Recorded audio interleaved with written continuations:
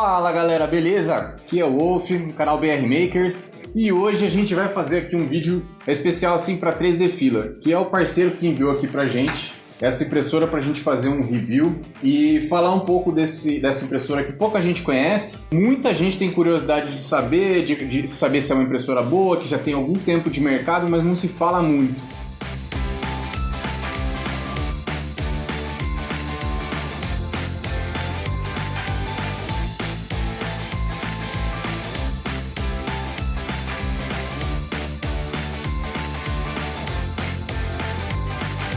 Seguinte, galera, a gente conversando lá com o pessoal da 3D Filler, a gente conseguiu aí um cupomzinho de desconto para vocês. Na compra dessa impressora aqui, vai ter um desconto de R$200 pelo cupom do BR Makers, que é BR Makers Mega S. Se você digitar isso lá, vai aparecer um desconto de R$200 na compra dessa impressora. E ela tá saindo hoje por um valor de R$2.374. Não é um valor que a gente estava acostumado a pagar, falando, a gente pagava até R$1.400 se pegasse no Armazém Brasil, pegava num valor de R$1.600, R$1.800. Isso dificilmente vai voltar, assim, a não ser que aconteça algum milagre na economia mundial, isso não vai voltar.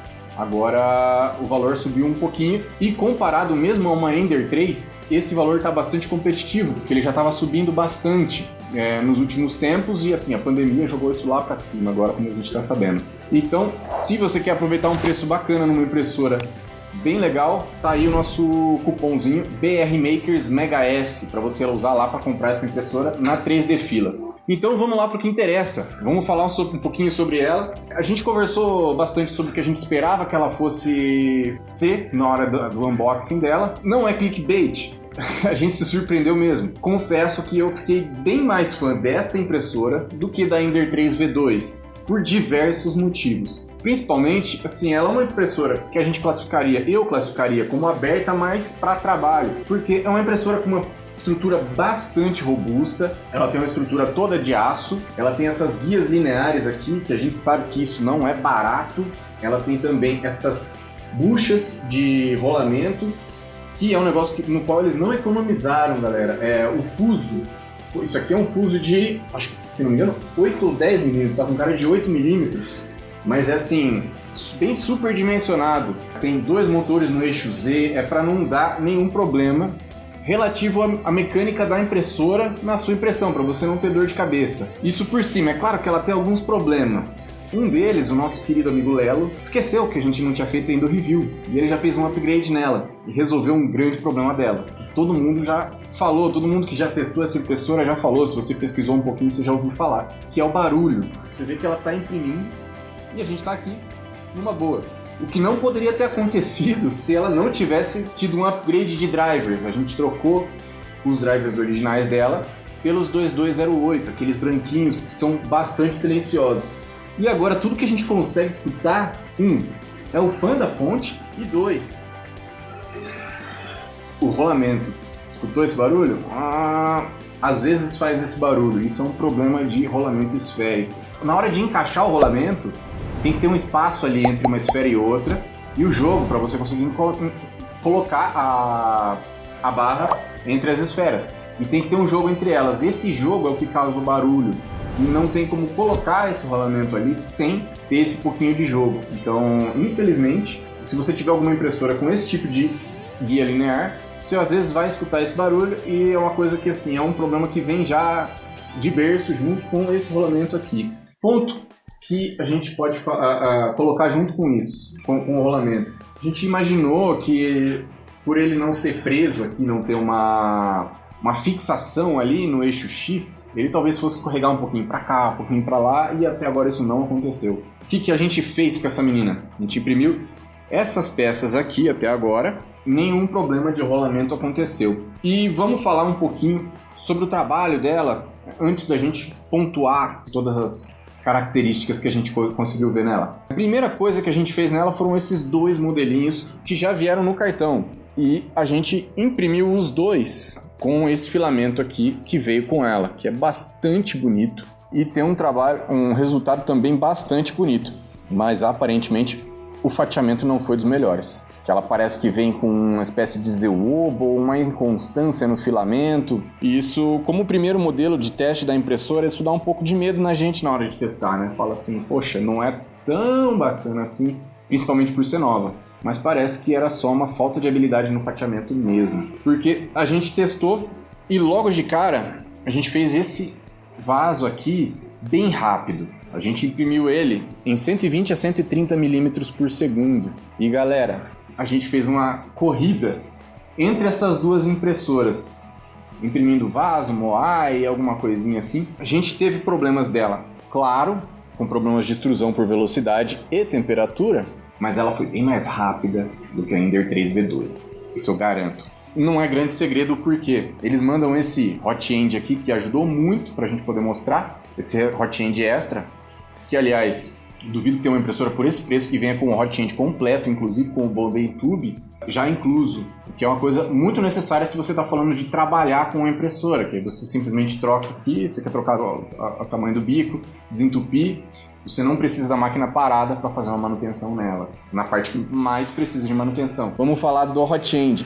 É um hot end com uma grande área de aquecimento. Ele tem bastante... O filamento, quando ele passa aqui por dentro, ele tem bastante tempo para ser aquecido e sair de uma forma uniforme pelo bico. Diferente da nossa amiga Ender, que tem um hot end mais curtinho. Ele tem que ter uma temperatura maior setada para ter o mesmo fluxo. É claro que a gente também achou o limite dessa menina aqui. Essa foi a impressão que tudo deu errado a 190 graus no PLA. Aí a gente só aumentou a temperatura e ela conseguiu fazer o resto. E esse barquinho aqui ele foi impresso em 50 mm por segundo, perímetro em fio e tudo. A gente fez um teste com benches, é claro. Se a gente não fizer bench, a gente não testou a impressora. Esse foi o resultado com 0,3 mm de altura de camada. Esse foi o resultado com 0,2, você pode olhar aqui em cima no chapeuzinho do barquinho. Opa, troquei as bolas. É 0,3, 0,2, 0,1. Bem legal o resultado. Eu acredito aqui que se a gente tivesse jogado para 200 milímetros, 200 graus, teria saído bem lisinho esse barquinho em 0,3. Assim como esse foi feito em 0,2, mas assim, o 0,2 ele não é uma boa base de comparação, porque ele não é tanto fluxo assim. E aqui a gente teve alguns... O 0,2 eu diria que saiu perfeito, a parte de trás saiu muito bonita, inclusive dá pra gente ler o 3D Bench aqui. E o 0,1 eu fiquei decepcionado um pouco com o resfriamento do fã do bico, porque ele deixou essa parte do casco aqui áspera, com alguns defeitinhos. É claro que a gente vai fazer um upgrade para ela, para melhorar esse sistema de resfriamento do bico. Porque, sinceramente, eu gostei muito dessa impressora, que é feita como a gente falou no vídeo de unboxing. É uma impressora, já tem tempo de mercado e ela foi feita para trabalho. A Anycubic é uma empresa que nasceu faz um bom tempo já, mas ela teve sempre como objetivo pessoas que trabalham com isso, com próteses, com o mercado ortodôntico de dentistas. Trabalhar com dentistas, e dentistas são pessoas bastante exigentes. Por isso, mesmo na FDM, os caras capricharam na hora de fazer essa impressora. Porque sempre que a gente fala de Anycubic, já vem aquele tubinho de resina na cabeça, e nesse caso não. Mas ela segue o mesmo padrão da Anycubic de resina. É uma impressora muito boa. Para testar algumas coisas dela, a gente fez algumas dessas peças aqui. E o retract é uma parte que eu não gosto particularmente do Bowden Tube. Eu sou a favor de colocar Direct Drive in Tube. Mas o retract dela, eu setei como padrão 7,5 milímetros. E eu não precisei mudar mais nada. Essa flor com bastante pétala, bastante lugar para ter stringing, deixar aquelas cordinhas entre uma peça e outra, saiu muito perfeita. E é 0,2. Então assim, ela teria bastante margem para dar erro e saiu perfeita, praticamente no perfil padrão que veio do Simplify. A única coisa que eu mexi no perfil do Simplify que tem lá quando você clica ajuda, Configuration Assistant ou assistente de configuração, e ele te dá uma lista de impressoras, ele puxa automaticamente o perfil oficial. Eu só mexi no multiplicador de extrusão, que veio como padrão de 0,9. Aí eu coloquei para 1 e comecei a imprimir. Não fiz mais nada. Ela funciona com o perfil que eles mandaram, ela já começou fazendo trabalhos muito legais, sem praticamente nenhuma adaptação. Me faz tender a classificar ela como uma impressora de trabalho. para quem quer fazer coisas constantemente, quer contar com a impressora funcionando dia e noite. Temos aqui esse copinho também, para demonstrar um pouco da textura dela. Eu achei bastante bacana, mas eu errei na porcentagem de enfio e ele ficou bastante pesado. Fez esse lobinho aqui, que aliás não teria sido eu se não fosse o lobinho. Saiu bem bacana, assim, tudo bem que a peça não ajuda muito em questão de uniformidade de camada, a gente não consegue observar muito defeitos, porque a peça é toda cheia de textura, mas ela ficou bastante bacana. O suporte daqui da língua é uma torrezinha de baixo até em cima na língua e é uma impressora aberta que movimenta a mesa no eixo Y e mesmo assim saiu perfeitamente. O que mais temos aqui? Temos mais um teste aqui de superfície e resfriamento. Vamos começar pelo mais grosso, né? A patinha do... Quando a gente fez o... Aliás, quando eu fiz o teste dessa impressora pra gente ver a qualidade de diferentes camadas, diferentes temperaturas, eu coloquei lá esse sapinho em 0,3 na frente, 0,2 e 0,1. Na mesma impressão, fez um, fez o outro, depois fez o outro. Eu coloquei 190 de temperatura de extrusão e o resultado foi esse aqui. O nosso sapo saiu amputado. E aí eu já logo mudei a temperatura para 200 e aí ele conseguiu terminar o resto do sapinho, senão provavelmente teria entupido o bico, além de não terminar a impressão, porque ia dar uma super falta de extrusão aqui. E aí tem com 0,2, que já saiu um pouquinho melhor, claro, a 200 graus, com o PLA cobre da 3D fila. E o 0,1. Repara que assim, a gente testa duas coisas muito legais nesse modelo. A gente testa a uniformidade de camada aqui nas costas dele. E repara aqui no 0,1 que saiu muito legal. Se essa impressora ela tivesse qualquer probleminha mecânico, a gente estaria vendo muito claramente aqui nessa superfície. E a barriga deles. Aqui a gente teve um pouquinho de problema de overhang, é claro. Teve vários... em 0,3 ela não é feita... Uma camada de 0,3 ela não consegue ter grandes overhangs. Aqui em 0,2... a gente já teve uma camada bastante satisfatória. E em 0,1 passou. Ficou um pouquinho rugoso aqui, mas passou. Ou seja, só o sisteminha de resfriamento do bico poderia ser melhor. Não só poderia, vai ser. E o que mais a gente tem para falar sobre essa impressora? Pontos negativos. Ela tem um péssimo touchscreen. É péssimo mesmo. Parece que ele vem com dois plásticos aqui na frente, porque ele é bastante fofo na hora de apertar. E parece que tem alguma coisa ali, assim, porque às vezes você aperta com uma certa força e ele não detecta o toque. E às vezes com não muita força ele detecta, então assim, é inconstante. Precisa fazer com atenção ali e tal, às vezes é um pouco irritante o painel dela. Eu acho que basicamente falei tudo que eu tinha para falar de ruim. Não, esqueci de uma coisa. Eu pessoalmente não gosto desse suporte de rolamento, de filamento. Na posição que ele fica aqui, para frente da impressora, a gente perde espaço aqui na lateral. É claro, a gente põe ele aqui em cima, a gente vai perder espaço vertical. Se a gente coloca ele atrás, a mesa pode bater, não, a gente acaba perdendo espaço da própria área de impressão. A escolha que eles fizeram pode não ter sido a pior, mas eu preferia que fosse em cima. Aí é uma coisa é uma coisa de opinião minha, eu acho que não é uma questão técnica, mas não é um grande problema. O que mais? Agora vamos falar do que a gente acha legal mesmo. As molas da mesa. Para você regular a mesa, ela tem algumas molas bastante duras. E por que isso é interessante? É porque às vezes você tá para regular uma peça, para regular o nivelamento dela, e aí no ponto ótimo que você gira uma das molas, ela poderia falar, se eu girar mais um quarto de volta, ela vai ficar ali no ponto que eu quero. Só que aí você gira mais esse um quarto de volta e a mola já não está mais agindo naquele ponto. Então, você vai ter que abaixar, você vai ter que aumentar a tensão nas outras molas para você ter o efeito que você quer de nivelamento na ponta que você quer. Então, isso é ponto positivo para ela. Muito boas as molas, muito fácil de nivelar ela. E esse material aqui que a gente já conhece, que tem da Ender, que tem nativo também. Essa fita aderente dela da mesa, muito boa. Funcionou bastante bem, a gente imprimiu com ABS, PLA e PETG e ficou legal, tá? Ela teve uma aderência muito boa. Já falei, mas vale a pena falar de novo.